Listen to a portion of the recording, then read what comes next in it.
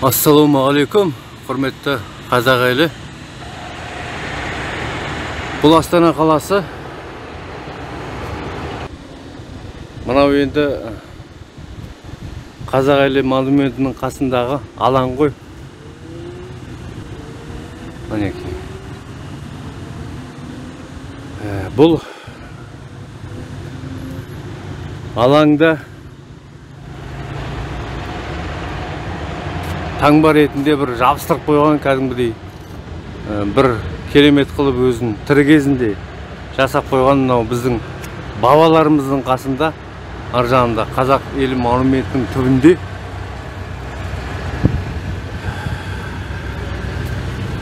30 жылдан аса елді басқарған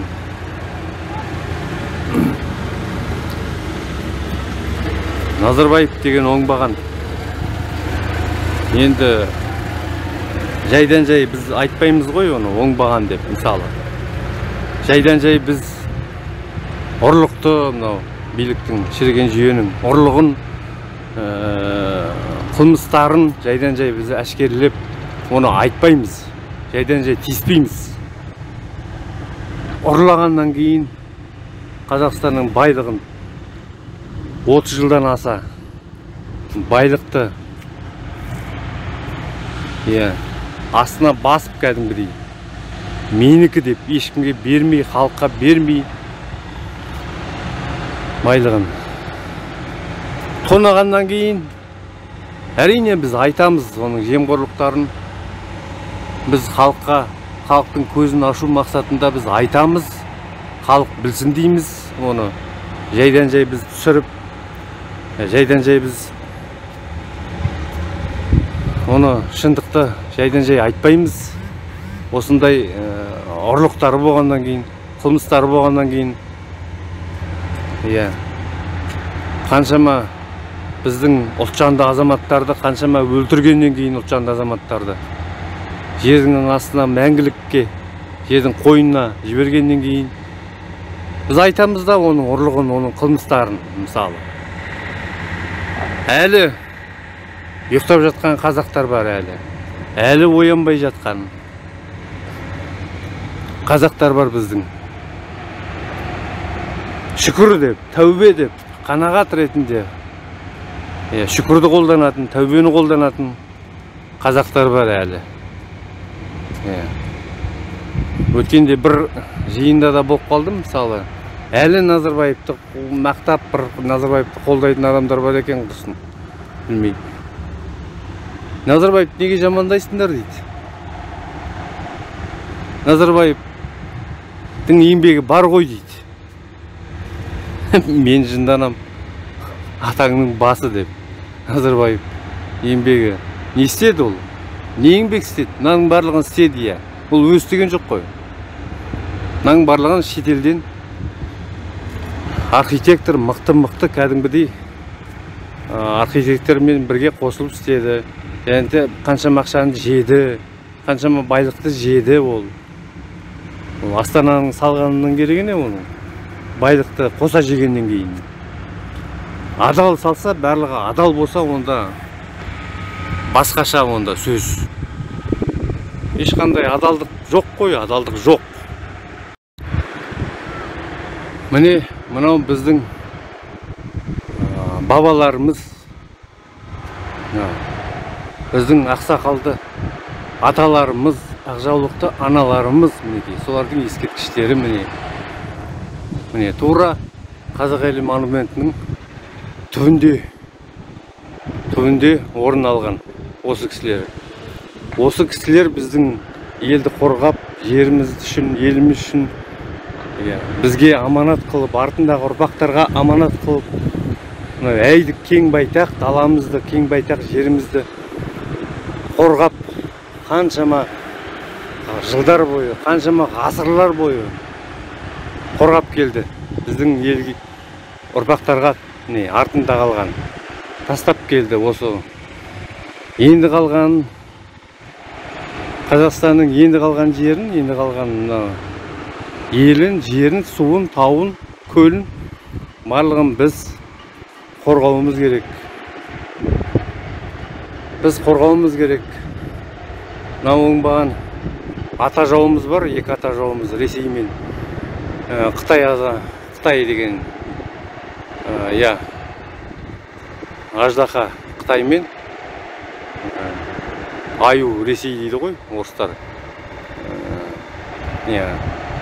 Шошқаның етін жеп, шошқаның майын жеп семірген орыстар. Солардан құтқаруымыз керек. Солардан құтқаруымыз керек. Қазір мен қазақ елі монументіндегі енді айта береміз, енді тірі кезінде салып кеткен мүсіні, тірі кезінде салып кеткен ескерткіші. Бұл жаңғыз Астанада ғана емес, бүкіл Қазақстанның түкпір-түкпірінде бар. Бұл Қақбас Назарбаевтың ескерткіші, тірі кезінде қойып кеткен мүсіні. Қазақстанның түкпір-түкпірінде бар, қойып кеткен.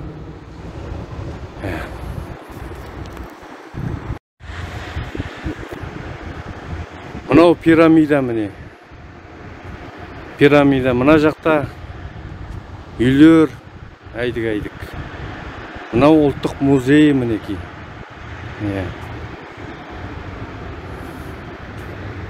Ана жақта бұлдырлап көрініп тұрған, енді ол сол жақ жағалау ғой.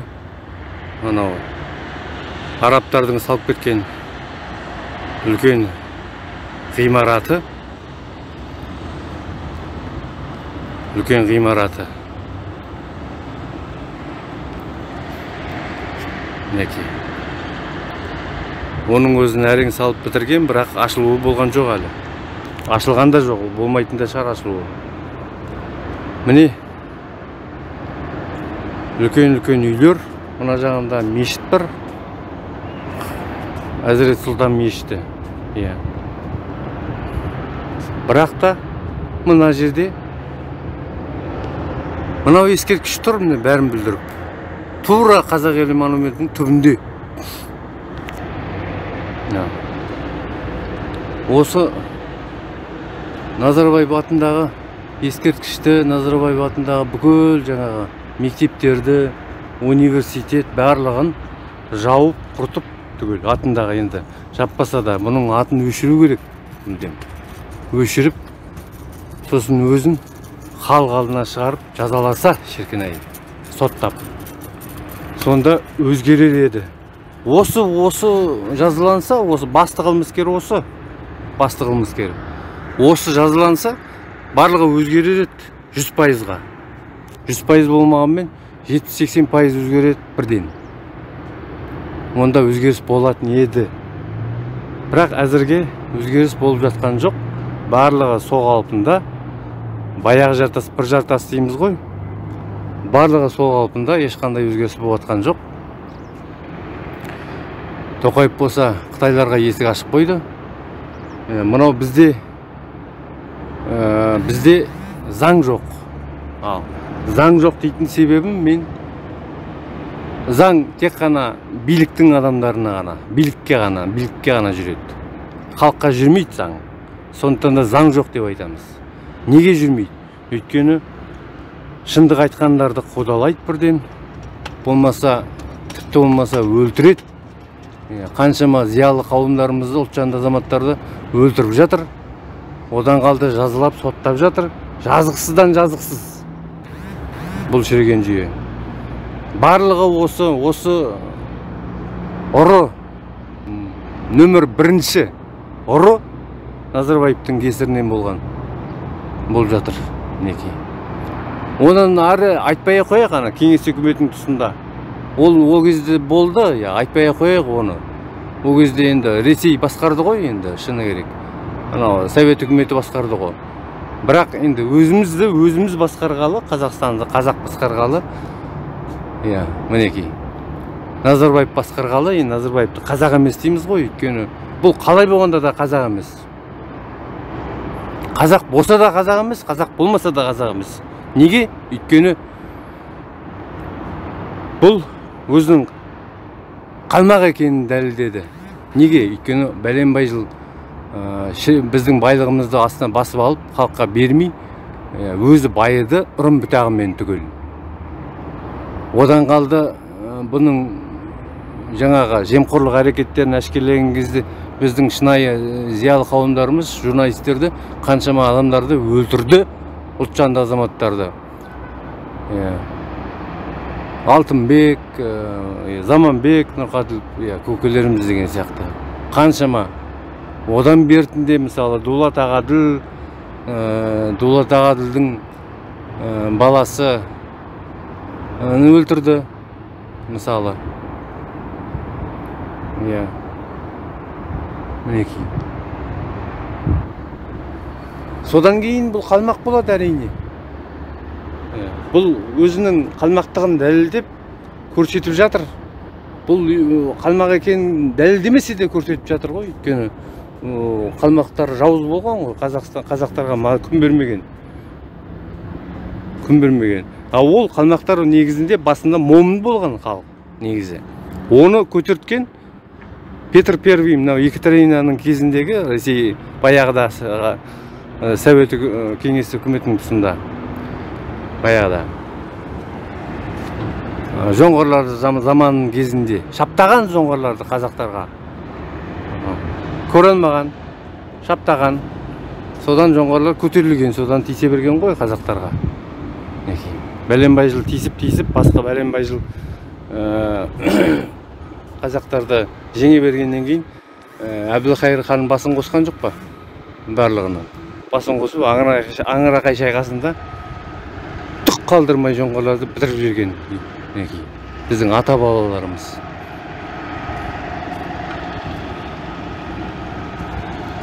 Көп адам тарихты білмейді.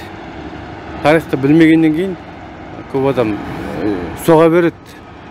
Дәлел жоқ, ешқандай нақты дәлел, нақты факты жоқ.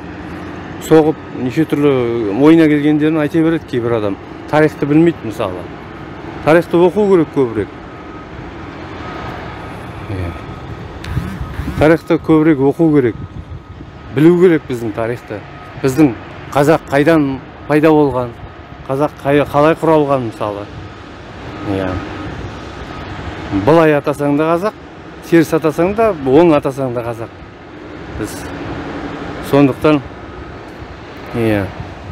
Алаш орда біздің аталарымыз қалай қырылысып кеткен еліміз үшін, жеріміз үшін неке. Қалай қырылысып жандарын пида еткен, жанын пида етіп. Мына жанында Ұлы Отан соғысындағы ескерткішті қойып қойыпты мінекей. Ұлы Отан соғысы негізінде түк қатысы жоқ бізге. Ол просто бізге түк қатысы жоқ. Совет үкіметінің тұсында, әрине кеңес үкіметінің тұсында СССР болғаннан кейін, Советский Союз дейді ғой орысша. Болғаннан кейін қазақтарды кірістірген соғысқа. Егер қазақ кіріспегенде, мысалы, Ресей жеңіп қалатын еді орыстар. Жай жеңіп қалатын еді. Қазақ кіріспегенде, нетпегенде, соғыспағанда қазақ. Мысалы, қазақ соғысып, біздің аталарымыз соғысып, сол үшін соның қазақтың арқасында аман қалған болар. Ал не болмайтын еді жаңағындай аштық кезінде мысалы. Қырды ғой қаншама біздің аталарымызды, қаншама әжелеріміз, ата әжелеріміз қырды ғой, ата бабаларымызды. Қырып бұлар, бұлыңбағандар. Сол уақытта егерде содан кейін соғыс болмаған кезде мысалы осылай жалғаса беретін болса, репрессия жалғаса беретін болса, бізді қырып тастайтын еді мүлдем. Бізді таза қырып тастайтын еді бұлар. Соғыс болмағанда. Біз соғыс болғанына рахмет айтуымыз керек. Соғыс болғанына біз рахмет айтуымыз керек негізі. Соғыс болғасын біз аман қалдық. Неге? Аталарымыз елімізді, жерімізді қорғап. Сонда біздің елді қорғаған жоқ аталарымыз. Кеңестің Ресей, Москва үшін. Москваны отан деді ғой бұлар. Біздің аталарымыз. Енді амал жоқ, не істейді? Москваны отан деді. Москва үшін шайқасты ғой бұлар. Москва үшін, Ленинград үшін шайқасты, Волгоград үшін шайқасты мінекей. Ресей үшін шайқасты ғой. Қарап тұрсаң, ойлаймыз да, ешқандай соғыс бізге түк қатысы жоқ, түк қатысы болмаған негізі. Ресей үшін шайқастық қой мысалы. Ендігі кезек артында қалған ұрпақ біздікі аманат. Біз енді еліміз үшін, Қазақстан үшін шайқасуымыз керек. Кіммен? Ресеймен, Қытаймен.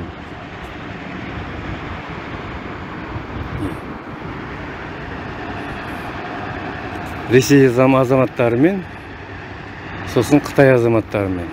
Қытайдың бақа шаян жеген азаматтарымен, Ресейдің шошқа жеп семір болған, шошқадай семір болған азаматтарымен шайқасуымыз керек. Барлығы бізге қызығып жатыр, барлығы бізге қызығып жатыр.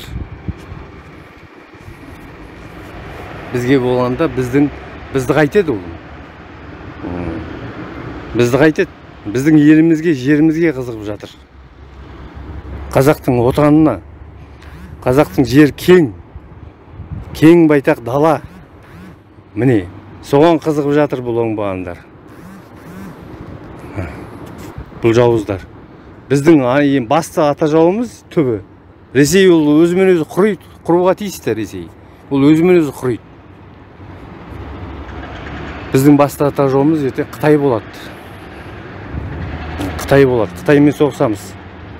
Сондықтан біз моральдық түрде дайын болуымыз керек, бәріне. Моральдық түрде дайын болуымыз керек. Неке, құрметті ағайын. Бұл Астана қаласы, құрметті ағайын. Қазақ Кезет YouTube арнасы бүгін Қазақ әлі монументінің түбіндегі тірі кезінде қойып кеткен ұры қалмақ Нашанжор Назарбаевты мен түсіруге келдім арнайы. Және де өзімнің пікірімді айтайын деп. Мына Тоқаев болса, Тоқаев түк істеп атқан жоқ. Тоқаев болса Қытайға есікті ашып қойды. Қаншама Қытай кіріп жатыр. Азаматтық алып жатыр. Есімдерін, аты жөндерін өзгертіп жатыр Қытайлар алып. Керек болатын болса. Ал біздің қазекеңдер әлі тыныш жатыр. Шүкір деп, тәубе деп, қанағат деп әлі тыныш жатыр біздің қазекеңдер. Тоқаевқа импичмент жариялау керек. Тоқаевқа. Негізі Тоқаев мынау Назарбаевтың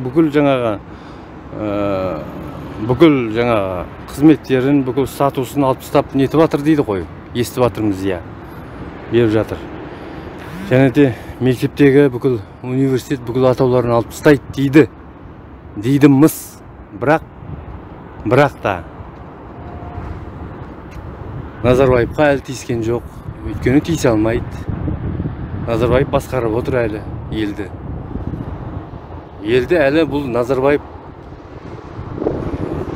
бұл басқарып отыр елді. Нашанжор Назарбаев.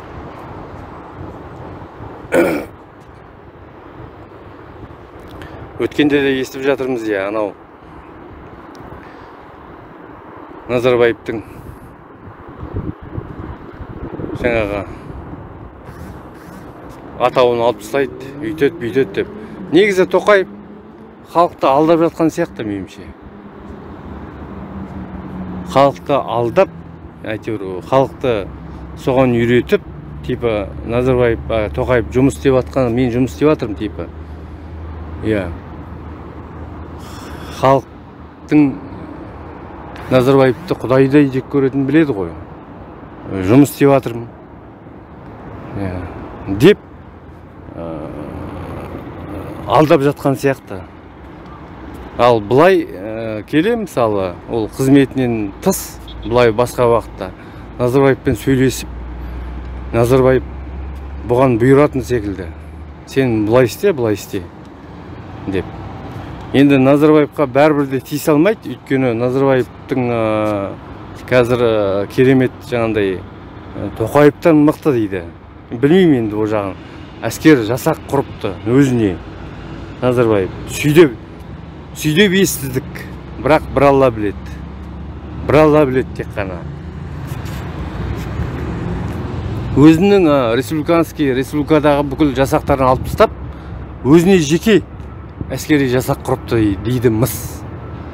Енді оны бір Алла біледі. Сондықтан мүмкін ол шын болуы да мүмкін. Сондықтан да тиісе алмай жатқан болуы керек. Ал ол олма? Одан кейін анау күйеу балалар бар емес пе? Бүкіл ұрпағы бар.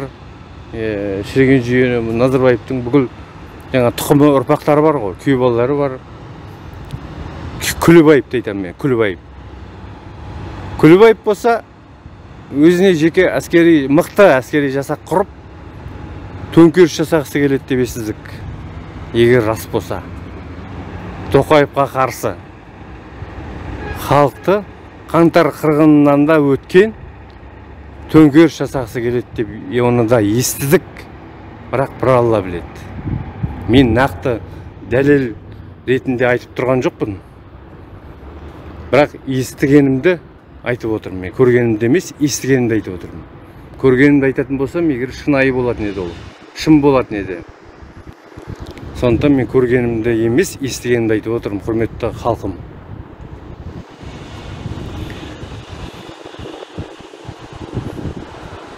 Құрметті ағайын, қашан оянамыз, қашан тірілеміз, қашан біз өзіміздің қазақ екенімізді дәлелдейміз жат жұрттыққа. Жат жұрттық деп тұрған себебім басқа шетел азаматтарына. Қазір шетел азаматтары артын ашып күліп жатыр бізге. Шын ол. Қазақтар чумо жата береді, чумар етеді. Оп-оңай басып алуға болады екен бұлар деп жатыр қазір мысалы. Қытайлар күліп жатыр миығынан. Ресей азаматтары келіп күліп жатыр мысалы. Оларда қаншама Ресей азаматтары азаматтық алып алды. Сондықтан біз қашанғы жата береміз? Жабысып қалған көтімізді көтере алмай қашанғы жата береміз? Не бір шығып былай үндеу жасауды білмейді, ешкім білмейсіздер. Не бір айтуды білмейсіздер. Хабарласып былай, менің телефоным бар. Мынау YouTube каналдың астындағы, видеоның астындағы сипаттамада менің телефоным бар жазылған. Хабарласуға болады. Ақылдасып, пікірлесіп, үндеу жіберіп маған, мысалы, үндеу жіберіңіздер. Осылай жіберуге болады, мысалы, түрлеріңізді жасырғыларыңыз келсе, осылай жіберуге болады. Мен түрімді жасырып атқан жоқпын. Мені барлығы біледі. Абзал екенімді барлығы біледі. YouTube арна жүргізетінді. Сондықтан мен әдейі осылай түсіріп жатырмын бүгін. Елді, жан-жақты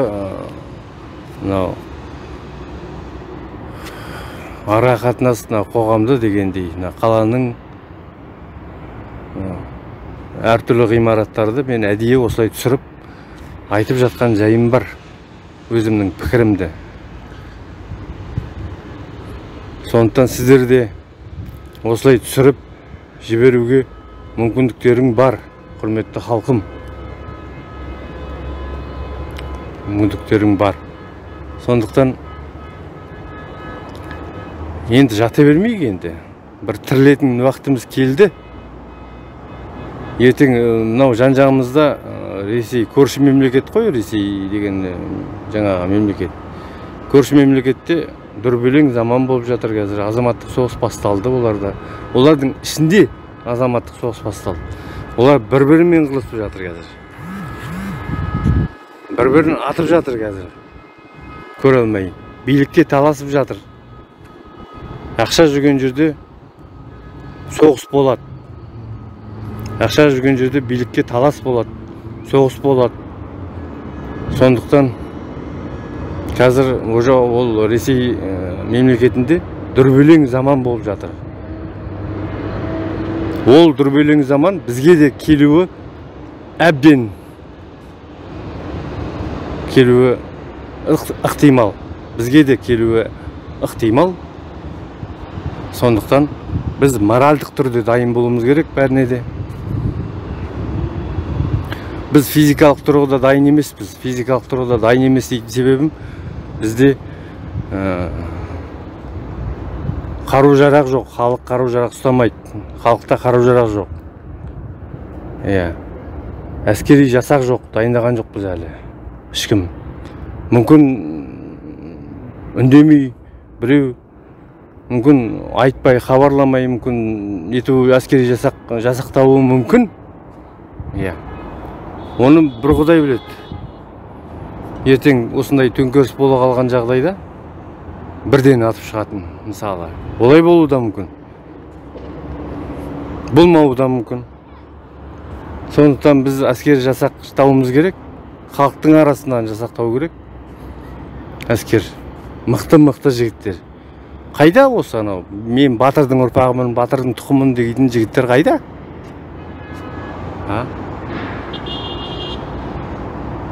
Менің ата-бабам андай болған, мен мынандайдың жаңағы тұқыммын деп осы керемет кезінде руға жүзге бөлініп, менің атам, бабам мынауындай, менің ата-бабам ақын, жазушы, сері болған, батыр болған деген біздің қазақтар қайда? Таң қаламын мен. Біздің сондай қазақ бауырларым қайда?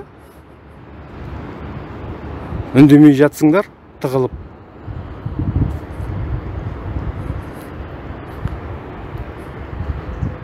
Осындайда енді шықпайсыңдар ма? Жарайды, бұндайда болмаса да. Енді қазір елдің жағдайын жақсы білесіздер. Дүрбелең заман болып жатқанын көрші мемлекеттерде. Оны жақсы білесіздер. Әлі тыныш жатырмыз. Әлі көтімізді көтер алмай жатырмыз көрпенің астында. Шырт-шырт түкіріп, телевизорға қарап, аяқ тасып қойып телевизор қарап, телевизордегі өтірік жаңалықтарды қарап, тыңдап, соған сеніп кәдімгідей. Өтірік жаңалықтарға. Телевизорда өмір шынайы жаңалық бермейді. Барлығы өтірік жаңалық береді. Соған сеніп кәдімгідей. Сөйтіп әлі отырсыздар әлі.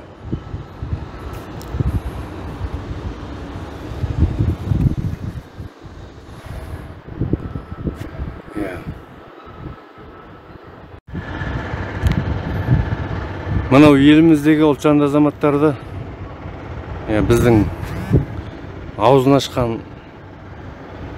сәл аузын ашып, шындықты айтып әшкерелеген азаматтарды қудалап жатыр.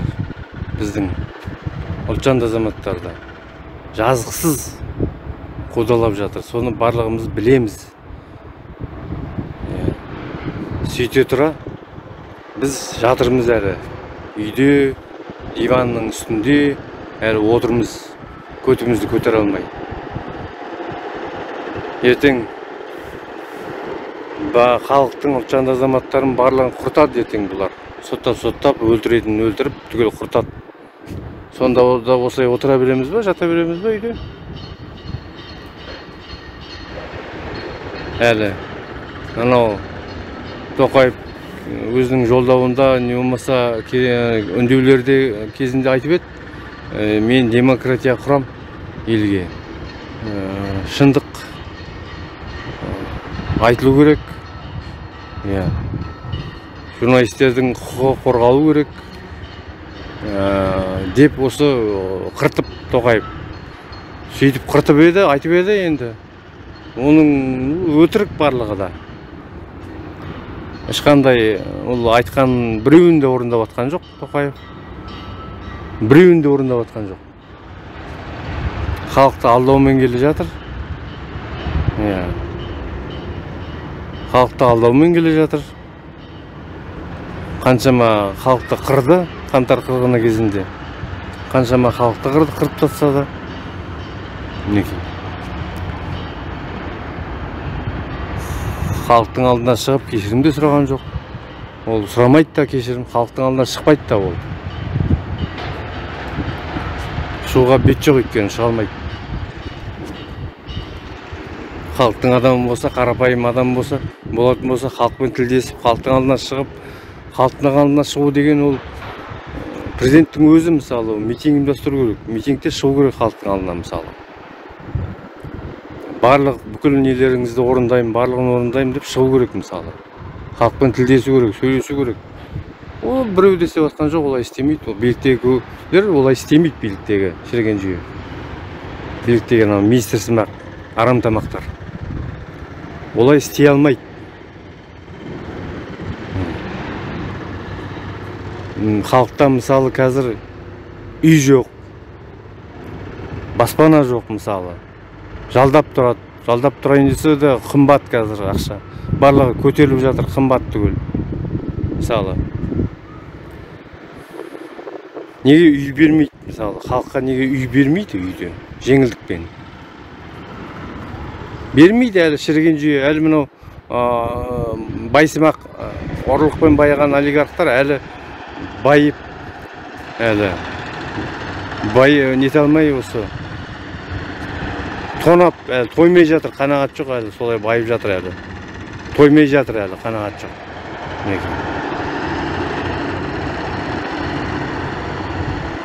Сосын тағы да бір айтатын маңызды нәрсе бар, құрметті ағай, тағы да бір айтатын маңызды.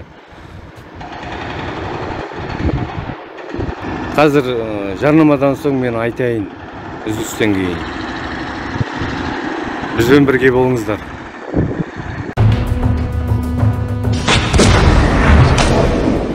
Сапалы видеомонтаж. 20 жылдан аса тәжірибесі бар. Бейнемонтаждың мықты маманымын. Кез келген бейнеңізді жан-жақты өңдеп бере алатын қасиетім бар. Үйлену тойы,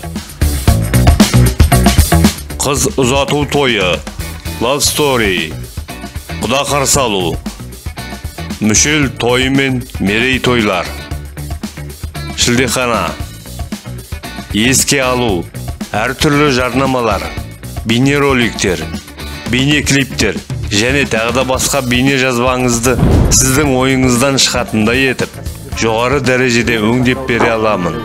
Тренерді тыңдау керек, бірақ тыңдап алғаннан кейін соған мүлтіксіз сену керек. Соған көптеген бизнес тренингке қатысып адамдар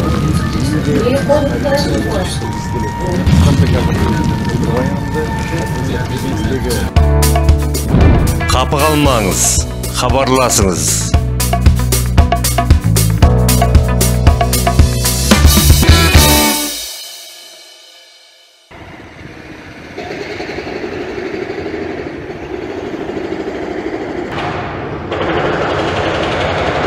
Мынау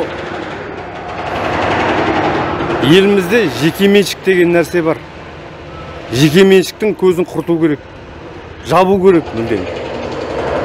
Жекеменшікті.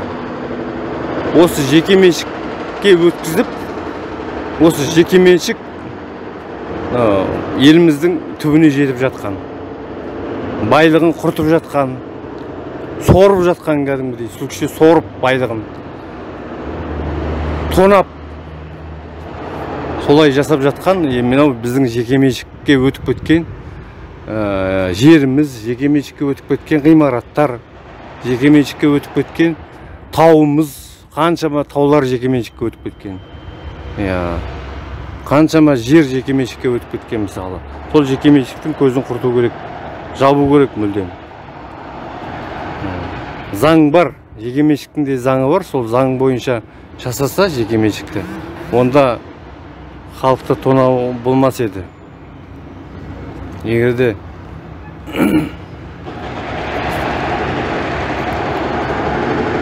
дұрыс жасаса барлығын, жекеменшікке өтіп кеткеннен кейін дұрыс жасаса, халықпен бөлісіп, халықтың байлығын тонамай барлығын дұрыс жасаса, онда айтпас едім мен, онда айтпаған болар едім. Жекеменшіктің көзін құрту керек, жабу керек мүлдем.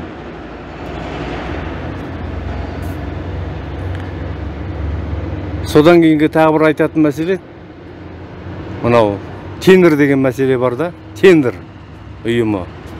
О, міне нағыз сол тендер жемқорлықтың ұйымы. Мінекей.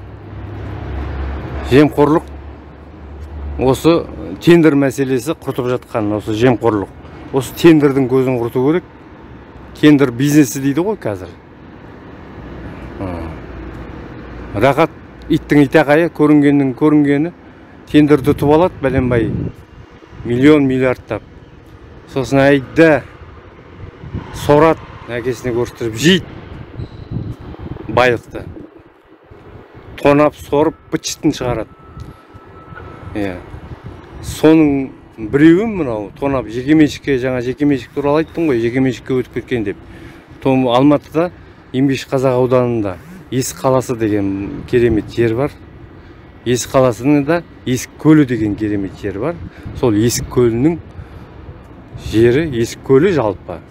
Тауы, суы, бұлағы, бүкіл ағаш ормандары барлығы жаңа парк дейді, ұлттық парк.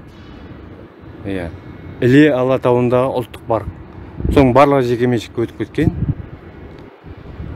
Ол жекеменшік деген нәрсені сол үкіметке, мемлекетке қайтару керек. Мемлекетке қайтарғаннан кейін ол халық игілігінде болады. Халық қызығын көреді оның барлығы. Сол жекеменшіктегінің көзін құртып, жекеменшікті Есік көлін мемлекетке қайтару керек жалпы. Мінекей мәселе қайда жатыр. Есік қаласының белсенді азаматтары күресіп, бәленбай жыл күресіп келе жатыр. Шырылдап, әкімшілікке барады, шырылдап бармаған жер жоқ, бірақ болмай жатыр. Одан қалды алдында әкімшілікке барып, әкіммен де сөйлескен ол кісілер, белсенділер мысалы әкіммен де сөйлескен, былай да сөйлесіп жатыр, жиындарда айтып жатыр қаншама рет, бірақ болмай жатыр. Одан кейін Байтақ партиясымен сөйлесіп, Байтақ еліміздің қолдан жасалған Байтақ партиясы деген бар ғой. Байтақ партиясымен сөйлесіп, сол кісілерге айтып едік, мен өзім кірісіп едім, бірақ Байтақ партиясының қолынан келер ештеме жоқ, қолынан боқта келмейді деген сөз, қолынан келіп жатқан жоқ Байтақ партиясының.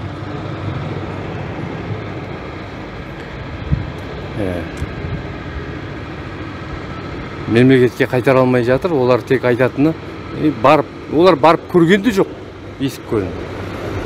Барса ғой, барып Есік көлін қарап, былай, маңайын қарап, жаңағы белсенділермен тілдесіп, ауыз екі көзбе-көз сөйлесіп, олар барғанда жоқ, құр айтатыны, біз экологиясын қатырып дұрыстап береміз, экологиясын қатырамыз, бүйтеміз дейді, экологиясын қатырған да жоқ әлі. Тазартқан жоқ, қоқыс быт-шыт Есік көлі. Бірде-бір туалет, бірде-бір жаңаға туалет демекші, енді дәретхана жоқ бірде-бір. Туристер келген кезде отырып демалатын отырғыштар жоқ. Бірде-бір. Есік көлінің жағасында мысалы. Бірде-бір отырғыштар жоқ. Бірде-бір демалатын орын жоқ, бірде-бір қонақ үй жоқ. Мысалы, барлығы кезінде апат болғанда 63 жыл апат болған, сұмдық апат. Сонда қаншама халық қырылып қалған, қаншама мекеме, қаншама қонақ үйлер барлығын шайып кеткен апат болған кезде. Сол апат қайталанып келуі мүмкін. Ол апат сұмдық апат болған енді. Қайталанып келуі мүмкін. Өйткені неге? Өйткені мынау жекеменшікке өтіп кеткен, мынау шіріген байлар, байсымақтар шіріген. Байлар. Солар құртып жатыр барлығын. Түк ешқандай жоғарғы дәрежеде емес, ешқандай туристер келетіндей, мысалы, қыдырып, сондай бір жоғары дәрежедегі сапалы дәрежеде емес, мысалы. Сондықтан оны жекеменшіктен мемлекетке қайтару керек. Сол мақсатпен күресіп келе жатқан жайы бар шын мына белсенділердің. Алматы қаласында, Есік қаласының белсенділерінің мысалы. Оның барлығын айта берсе, Қазақстанда, елімізде проблема көп, айта берсе. Проблема деген жетіп артылады, мысалы. Сол кезінде Назарбаевтың тұсында өтіп кетті ғой жеке меншікке. Сол Назарбаев қақпасы бәрін беріп тастады ғой. Және де қазаққа берген жоқ ол. Ол қазаққа ештеме берген жоқ. Ол жадный. Иә. Ештеме берген жоқ ол. Ол меншіл ғой, ол өзімшіл ғана, ол өзін ғана ойлайды. Ол сырттан, шетелден еврейлерді алып келді ол. Еврейлерді алып келді. Басқа ұлттардан алып келді, арабтардан алып келді мысалы. Тәжік дейді жаңағы.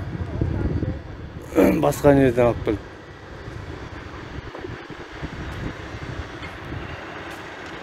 Сондайларға беріп қойды. Жаңа жекеменшік деген соның барлығы сол жекеменшікте. Сол әлі шіріген байлар, сол басқа ұлттың азаматтары соларға беріп қойды. Назарбаев оңбаған. Ұры. Қылмыскер, ұры. Нағыз. Иә.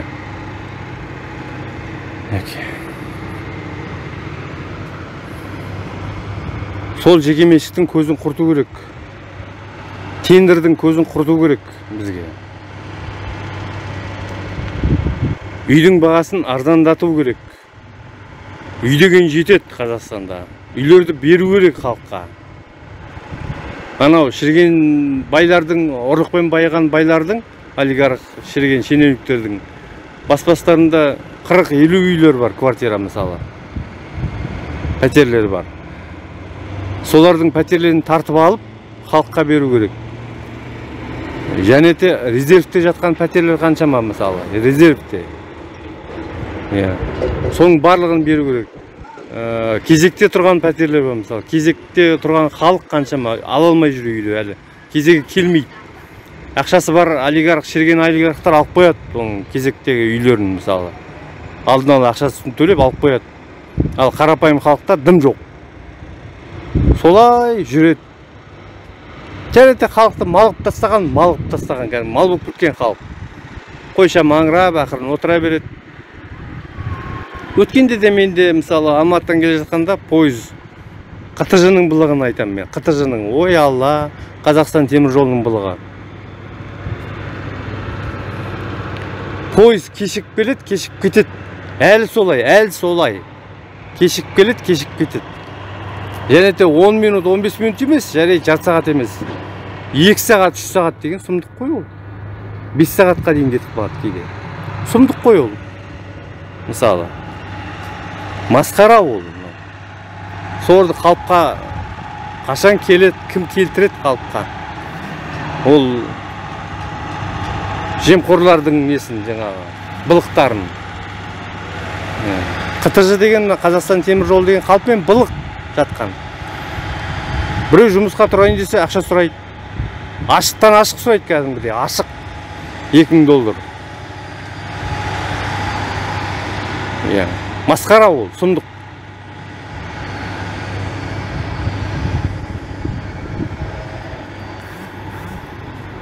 Соның барлығын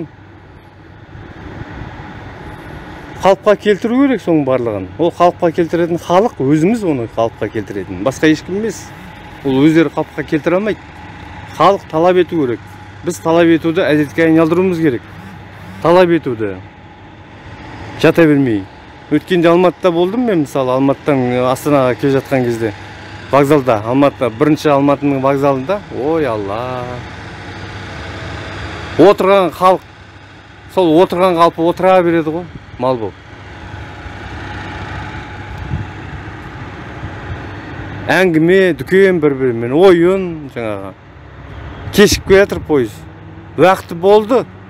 19:21-де жүретін пойыз 20:21 болды, бір сағаттан кейін. Әлі хабарлағанда жоқ пойызды. Бірақ халық әлі отыр демейді. Мен жаңа күзетшімен біреумен сөйлесіп жатсам, мынау не алған халық отыра береді, мал секілді. Неге талап етпейді, неге айқайламайды, шуламайды, неге мысалы? Мал сияқты отыра береді десем. Иә, сол да күледі ол. Өткендегі кешегі адамдар, мысалы, басқа алдында да күнде солай, өмір бақи солай ғой, өмір бақи солай кешікпе. Оның алдында бір апта бұрын мысалы бір кісілер осылай пойыз кешікпеген екен, шулапты ғой бір кісілер. Міне солай шулау керек, талап етіпті. Соны айтып жатыр да, олар талап еткен, ондай емес, мына халық момын екен, отыра береді деп сөйдейді, күледі. Мінекей. Бізге өзіміз күлеміз қазақтар, өзіміз күлеміз, және де бізге онымен қоймай шет азаматтары күліп жатыр бізге қазір, күліп жатыр. Көттерін ашып күліп жатыр кәдімгідей. Мазақ қылып. Біз әлі отырған қалпымызда, қой сияқты. Біреу бірден айтса, иә деп басымызды изеп, соған сиініп, басымыз шұлғып, соған сиініп кәдімгідей. Жарты сағаттан кейін, бір сағаттан кейін, жарайды 2 сағат күте тұршы деп, соған иә деп басымыз шұлғып отыра беремін, отыра беретін халық болып кеттік қазір. Солай мал сияқты. Шуламаймыз, айтпаймыз, талап етпейміз.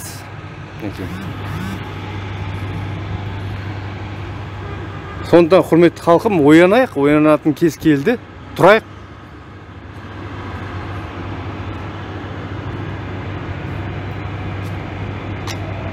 Тірлейік, көтімізді көтерейік жабысқпаған диваннан, жабысқпаған көтімізді. Талап етейік, айтайық. Біздің 100% құқығымыз ол. Біз міндеттіміз айтуға, біз парызбыз.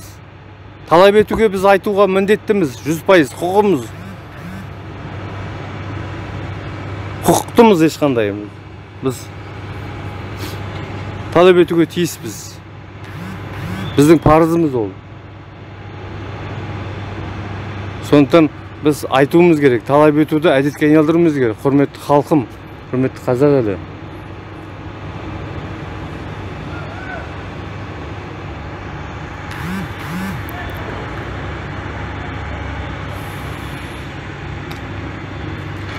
Сондықтан құрметті халқым, тұратын уақытымыз болды, талап ететін уақытымыз болды, бірігетін уақытымыз болды.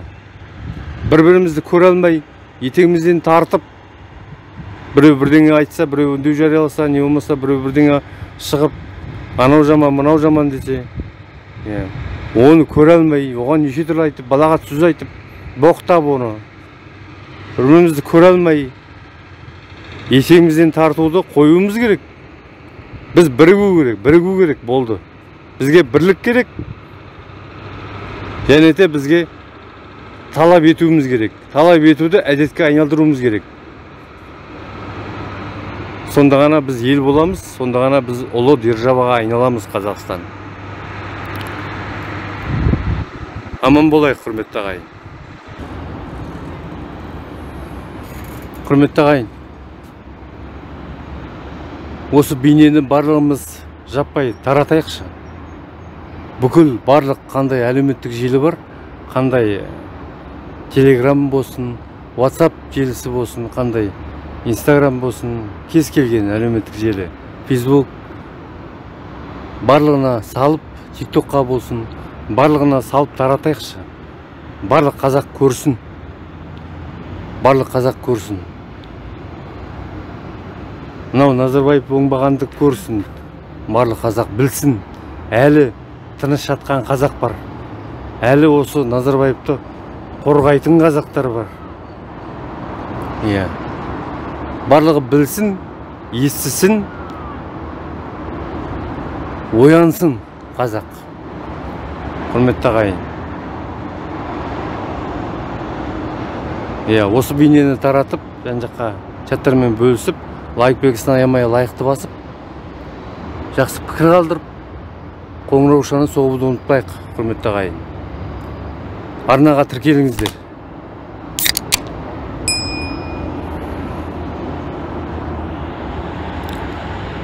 Аман болыңыздар.